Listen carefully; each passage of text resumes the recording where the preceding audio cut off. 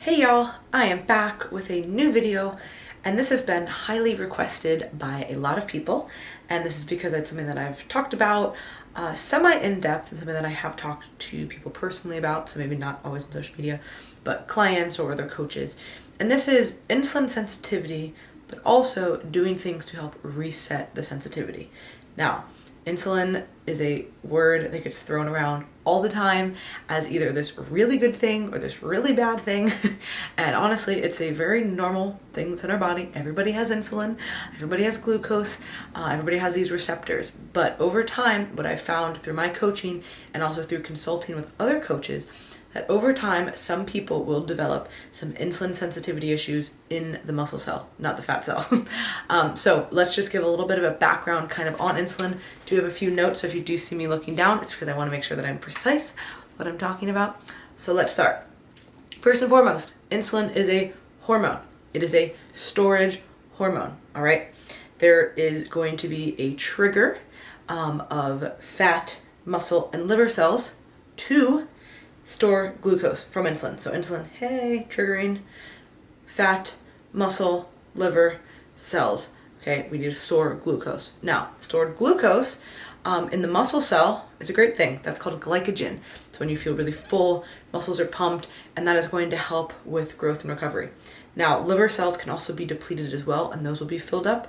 That really just depends kind of on the state of fasting, like if you fasted for a while, or if you have, really tapped into some liver glycogen while you've been training.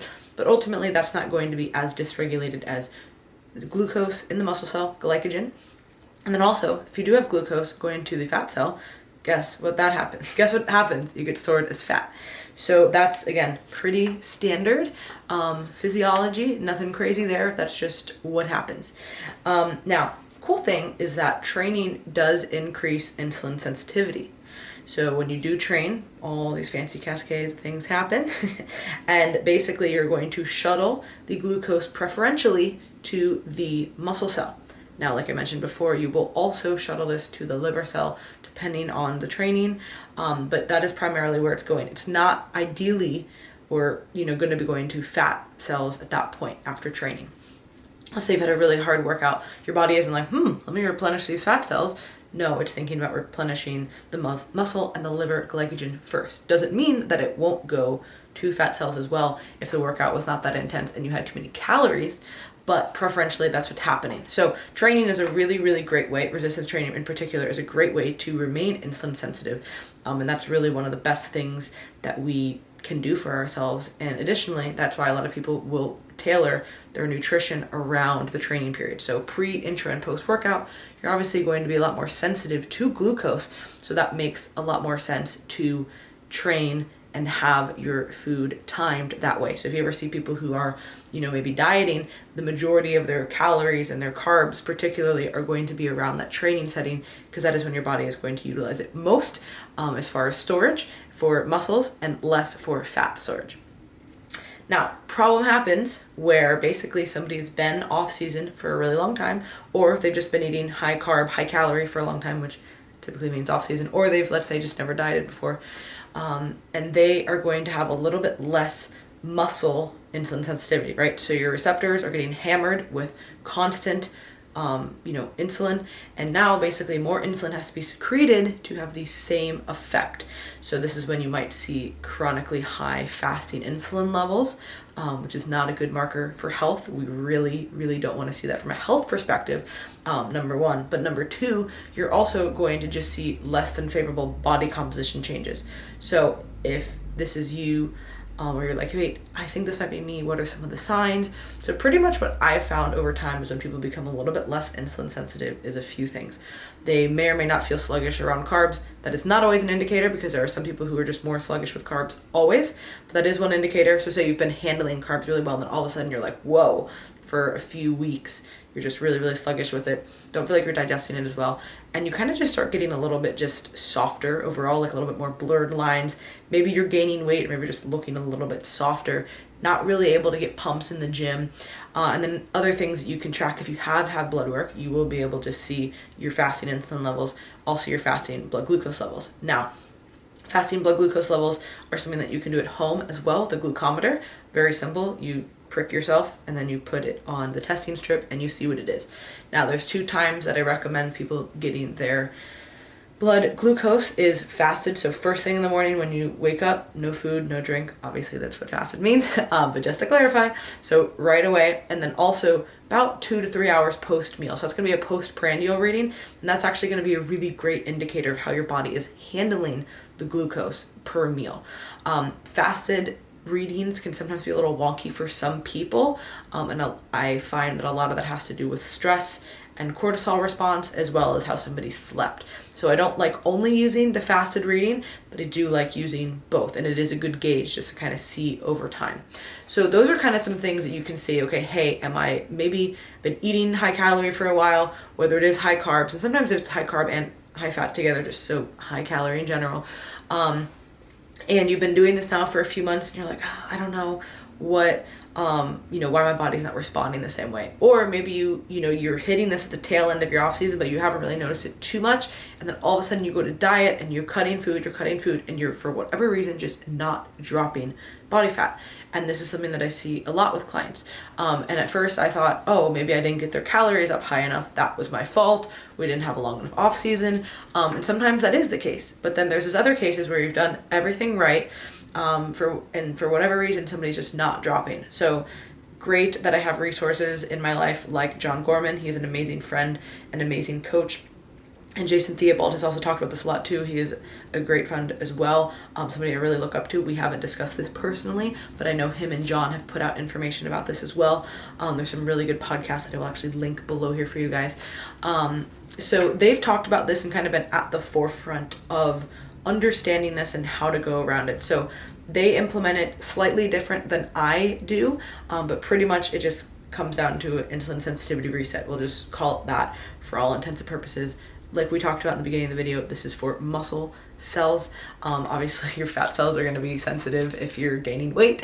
Unfortunately, wish we could turn that off, but I don't know of any way to do that at this point. So you're trying to regain the insulin sensitivity, particularly in the muscle cells. So what do? Pretty much there's a few things that you can do, but I would say first and foremost the time. It's going to be about 4 to 6 weeks. You don't necessarily need to go a lot longer than that, but 4 to 6 weeks, you're going to really want to cut down your carbs and only limit them to pre and post workout, sometimes intra workout if you still have a high amount, but I would say try and stick with just the pre and post workout meals.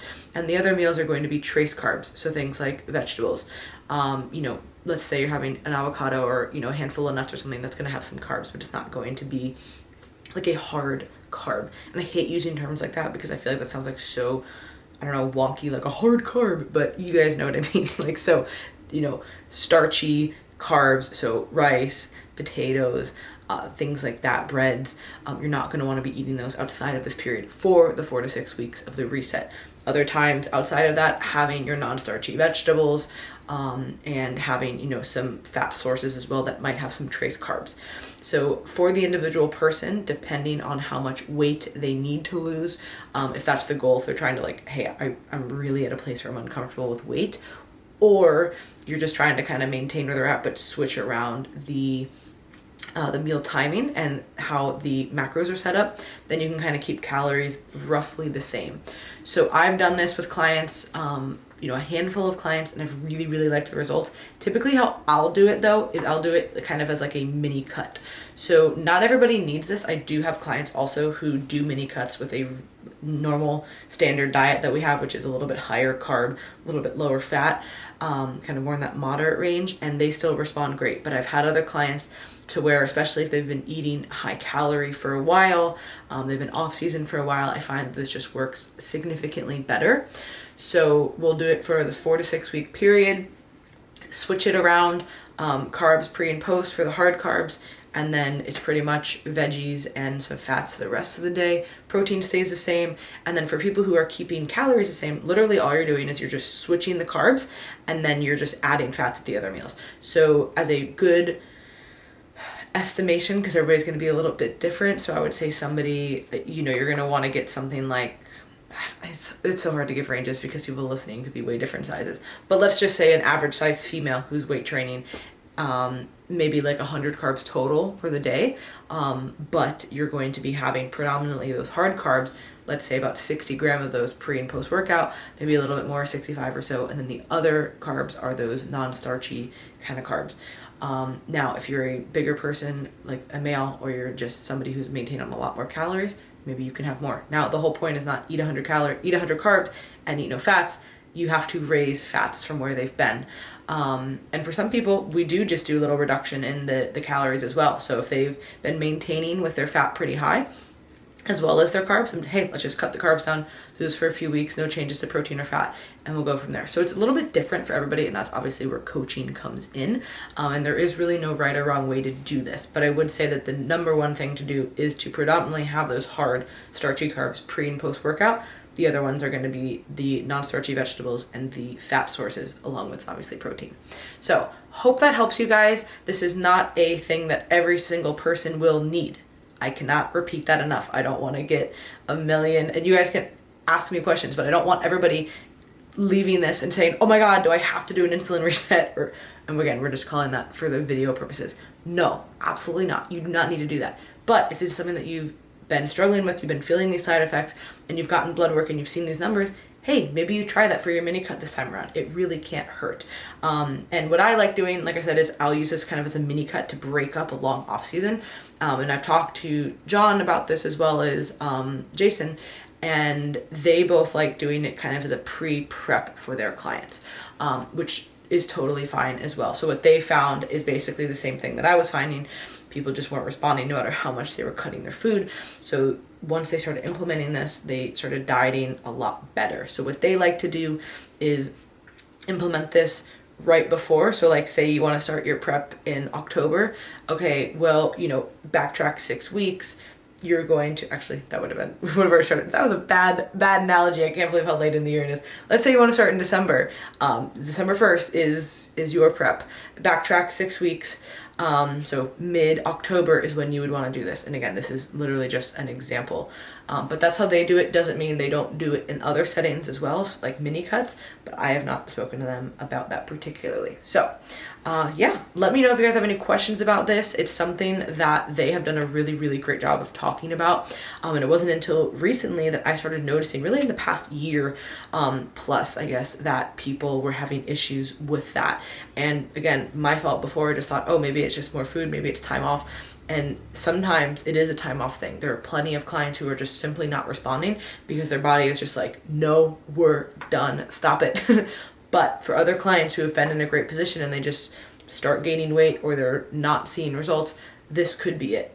Also, like I mentioned, you can't get around blood work. Like if you get blood work done and you see that your fasted insulin levels are high and you see that your fasted glucose and your postprandial glucose is high, well, that is definitely going to be something to consider. Of course, there are medication impacts from that. There's some medications that will raise things like that. Also, if you have high cortisol numbers, that will raise things, but there's lots of factors to consider here.